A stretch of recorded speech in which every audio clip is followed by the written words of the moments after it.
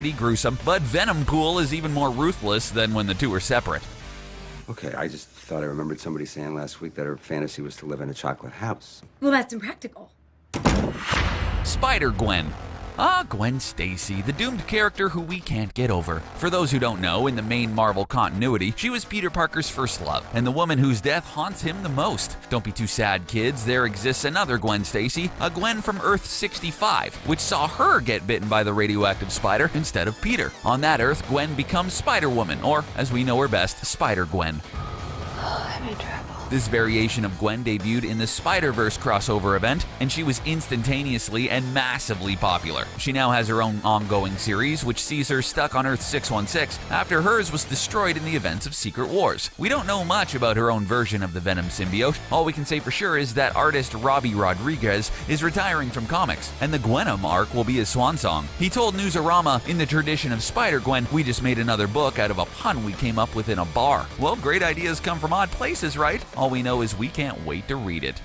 For those of you who love ad-free viewing and free things, we're excited to announce the Premium Network. The Premium gets you early access to videos from CBR, The Gamer, Screen Rant, and many other great channels. Literally thousands of videos in one place with ad-free browsing. How sweet is that? Sign up for the Premium by clicking the link to start binge-watching videos from your favorite channels. What's that smell? That's a little something called nice and easy. Eddie Brock.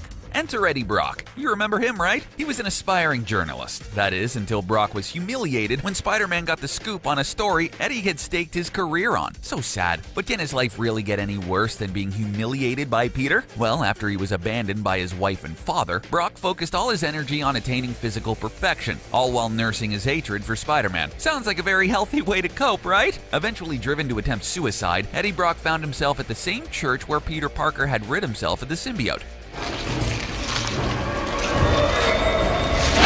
Drawn by Eddie's despair and adrenaline, the alien life form bonded with the man. They fed off each other's hate for Spider-Man, driving each other insane. Neither had been so violent before. He nicknamed himself Venom after what he was paid to spew these days for tabloid newspapers. We gotta say, that's pretty poetic. After attempting to kill Spider-Man on multiple occasions, Eddie eventually became something of an anti-hero. After the Venom symbiote had left, he went on to bond with other symbiotes, such as Anti-Venom and, most recently, Toxin.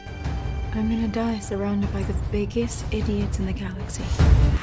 Most of the Guardians of the Galaxy. While adventuring across space with the Guardians of the Galaxy, Flash Thompson began to suspect the symbiote was getting a little bit strange.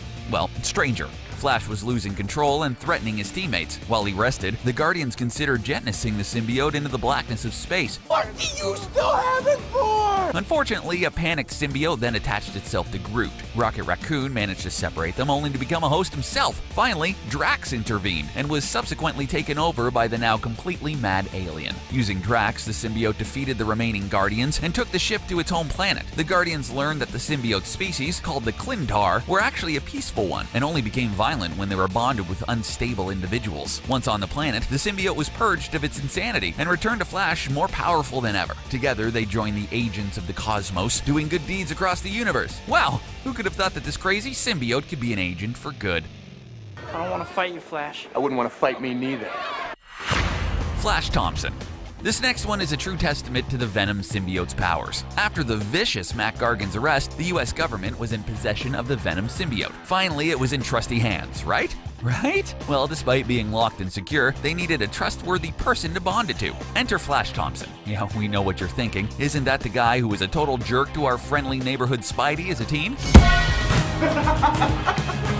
Sorry. The answer is yes, that's the very same Flash Thompson. A one-time bully and eventual friend of Peter Parker, Eugene Flash Thompson has been a soldier through and through. Wounded in battle, his legs were amputated, leaving him with the skills to kill, but not the ability. When he and the symbiote were joined, the creature replaced his legs, one of Venom's many cool powers. Along with the new limbs, the symbiote also gifted him a heretofore unknown new set of symbiote powers. Like Carnage, this suit could create bladed weapons and shaped itself to resemble body armor at Flash's behest. Together they fought threats both terrestrial and galactic, joining the Avengers and Guardians of the Galaxy on different occasions. Look like the symbiote isn't always used for bad, right? You're getting on my nerves. I have a knack for that. Not anymore. Doc Ock. This one involves a little comic book magic via mind swapping, because comic book logic is the best kind of logic, right? Our story begins shortly after Dr. Otto Octavius had swapped minds with Peter Parker, leaving the hero to die in the doctor's cancer-riddled body. That sounds like a pretty awful trade, doesn't it? Doc Ock, in Peter's body, encountered the symbiote's latest host, Flash Thompson. Promising to perform surgery that would graft robotic legs to Flash's body, Octavius instead forcibly removed the symbiote from Flash's body and bonded it to himself. Thus was born the superior Venom, a madder, more powerful parasite, combined with the cruelty of Doc Ock and Spider-Man's superpowers. Oh, she'll be just fine. Let's talk. Superior Venom went on to angrily berate Aunt May and MJ for criticizing his friend's height, before finding a gang of bank robbers and nearly killing them. So much drama. The Avengers arrived and, with the help of Flash in an Iron Man suit, managed to remove the symbiote once again, but not before Otto escaped. Upon returning to Flash, the symbiote could only communicate that a dramatic change had taken place in Peter's mind. Oh, comic books, we love you. Congratulations. You get to be one of my last catches. Kron Stone. In comic book worlds, anything is possible, and Marvel Comics is no exception. We know that in the realm of Marvel, there are multiple universes where other heroes exist as other characters, or others are still alive, and a whole bunch of other crazy awesomeness. In Marvel's 2099 universe, Miguel O'Hara is Spider-Man. In an attempt to rid himself of addiction to a potent drug, Miguel underwent a risky genetic procedure, but came out the other side with spider-like abilities. Meanwhile, his half-brother, Kron Stone, was a rising star in the criminal underworld. He ordered the death of Jake Gallows' family, prompting that man to become the Punisher of 2099. In retaliation, Gallows attacked Kron, leaving him for dead in a sewer, where the criminal encountered the aging, insane Venom Symbiote. This Venom possessed powers no other version of the symbiote had, among them an acidic slime that covered his entire body. Ew! Miguel had the entire city blast the volume in all of their speakers to a tremendous volume, blasting the symbiote and separating it from Kron for good. Don't freak out. Huh?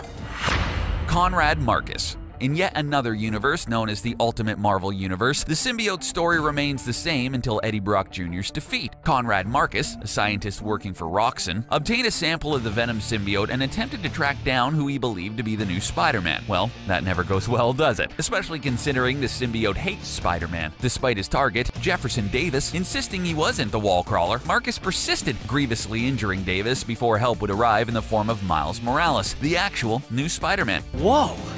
Yeah. Obsessed much, Marcus? After a lengthy battle, Marcus managed to subdue Morales and proceeded to devour him in front of Miles' mother, Rio Morales. Once finished with his meal, he fatally attacked Rio. Miles, however, managed to burst out of Marcus, knocking the suit off him in the process. While Miles tended to his mother, Conrad Marcus was taken out by the police. Miles' mother unfortunately didn't make it. But don't worry, he would be reunited with her when the Ultimate Universe and Earth 616 were merged after the events of Secret Wars. Look at little Goblin Jr. Gonna cry? Spider-Man.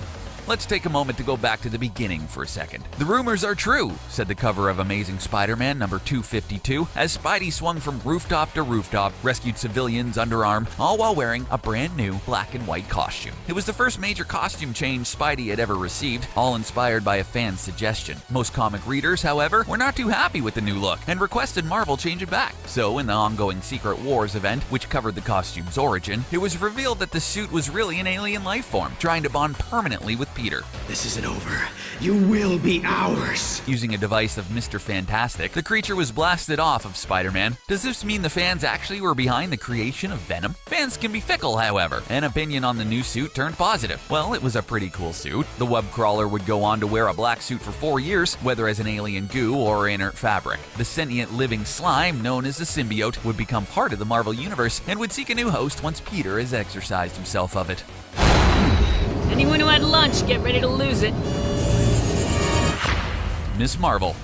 During the events of Siege, in which Norman Osborn and his Dark Avengers attempted to take over Asgard, Mac Gargan, while still in the Venom suit, was causing relentless chaos. And of course, why wouldn't he? He had fully given in to his cannibalistic urges. What can be more dangerous than that? In the midst of all the discord and chaos, Gargan was gleefully chowing down on Asgardians when Spider-Man and Miss Marvel, Carol Danvers, showed up to put a stop to him. Using her cosmic powers to rip Gargan out of the suit, Miss Marvel thought the job was done, but things aren't always as easy as they seem, are they? She'd gotten gotten rid of the problem, that is until the symbiote bonded with her, becoming an immensely more dangerous threat. The cool and scary thing about the symbiote is that it takes on the traits of its host, and with her abilities, the new and improved Venom was nearly unstoppable. While Spider-Man led Venom on a chase through town, Carol was trying to regain control from within. You don't know me at all. She tricked the symbiote into using her powers too greedily, blasting itself off with her in the process. It instantly rebonded with Gargan, and the siege continued. Well, we can't win everything, can we? A slow descent, clever. But you won't save her that way. Well, there you have it, folks. Venom has been everywhere. Which of these incarnations was